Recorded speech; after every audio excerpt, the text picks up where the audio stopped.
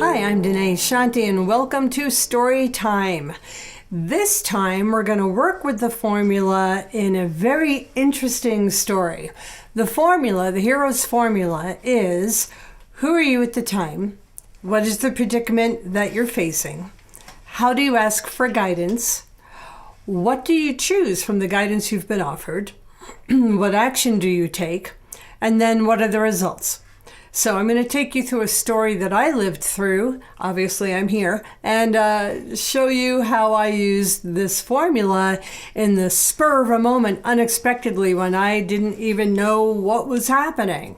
So who I was at the time was a passenger in my own car with my best friend, April, driving. And we were moving from New Hampshire to Colorado. This is in 1995. We're driving along. We have mixed nuts in a bin between us, and we're snacking on nuts. And we happen to be talking about grace and how amazing grace is in our lives, and how we see grace in action out in the world, and that there's providence in the world and in reality. And this is our topic of discussion. Well, all of a sudden we're coming through the St. Louis, Missouri area, out on the highway, huge highway. There are truckers in front of us, next to us, behind us. I think we're in a 3-lane highway. And all of a sudden, the storm comes in, and there's snow coming down, and it's super cold, and there's black ice on the road. So we're going along. That is who I am at the time, a passenger in my car talking about grace with my best friend. The predicament is the car starts spinning out of control. And we are surrounded by truckers on every side. There's nowhere to spin to without smacking into a truck. So that is the predicament. Talk about feeling out of control. So I was in so much shock I couldn't even think. I went directly to my guidance, because it's a muscle that you use to get used to going to your guidance, and my muscle was well practiced. So I went to my guidance and I said, oh God, we're going to die now. And what I heard was, relax your body, close your eyes, stay in prayer. So I chose to follow that, and I did that exact thing. And I just remember thinking, God is with me. Let the impact be fast and immediate. Let me be dead as quickly as possible without suffering. And I'm feeling the car doing 360s, and I'm waiting for the impact, and I'm hearing April screaming.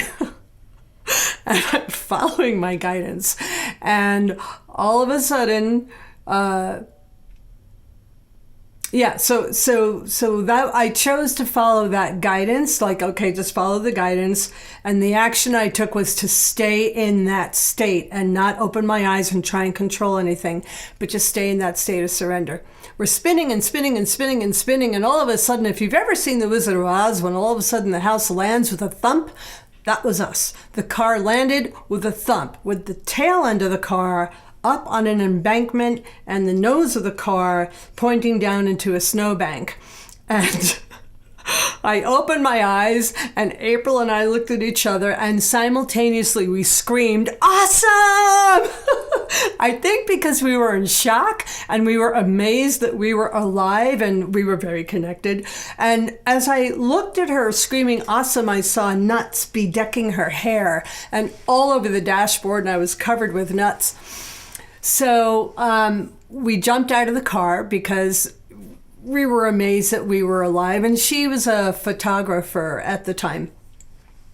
So the result of the experience of following the guidance, choosing to follow it, taking the action to get my body completely relaxed, was that I came out of it unscathed. I mean, my head didn't even bang against a window as we were spinning around. Let me continue with the story, though. That's how the formula worked in that instance. The story is really fun. So we got out of the car, and we're taking pictures. And as we're taking pictures, it just happened that a well, it didn't happen, but a truck went rolling by and saw that we were taking pictures, but that our car was in an awkward situation. Apparently, the truck driver CB'd the police. So the truck goes by, we're taking pictures, the police comes up, and they have one of those old-fashioned megaphones, and as the police rolls up, he's saying, "Another Kodak moment." And so we're like, oh my God, I can't believe it. And they're like, is anyone hurt? Are you okay? We're like, we're fine, but the car is stuck here. And he said, not a problem. He called a tow truck. Tow truck came along. And so, I have because April was taking pictures, I have all these pictures of the sequence of events. So I took the camera from April after we got unstuck, and I took a picture of her in front of my car. And I took that shot, and the highway was behind her, and I thought, that's it, we're done, the car is good, we're safe. I'm gonna drive now, no fault of hers. I just felt like my control issues were up, and I really wanted to drive my own car now. We drove along and made it here to Colorado. That was back in 1995. It was January 1st, 1995. And so what you see here is what happened next. We got the pictures back from, at that time you develop pictures at a drugstore. We got the pictures back, and we were just talking with each other, reviewing what had happened. We both had a certain amount of PTSD after that.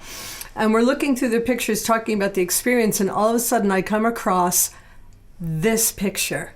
And as you could see, when I took that picture of April, in the background, a truck went rolling by with giant green letters across it that say Grace, which was our topic of conversation before all of this started. And I promise you, when I took that picture of her, I did not see a truck at all. That doesn't mean it wasn't there. I just didn't notice it. So that is the little bit of miracle that happened in our story. So once again, with story time, your scenario might not look anything like mine. What my guides taught me is this hero formula, and they said it applies to anything, any part of your life at all, anything that you feel like you want help with. So let me review the formula with you one more time. Who are you at the time? What is the predicament you're facing? How do you ask the universe for help? How do you recognize your guidance? Do you recognize your guidance? If not, I can help you with that. What choices do you make after you receive an offering from your guidance? What do you choose? What action do you take based on what you chose? And what are the results that you get? I like to journal, and I've been journaling since I was a little girl, and I want to recommend that if you're going to play with the story, the hero formula in your life, that you track what's going on. Start keeping notes, because it's very interesting. It's a muscle, and the more you use the muscle, the stronger it gets. How is it the hero formula?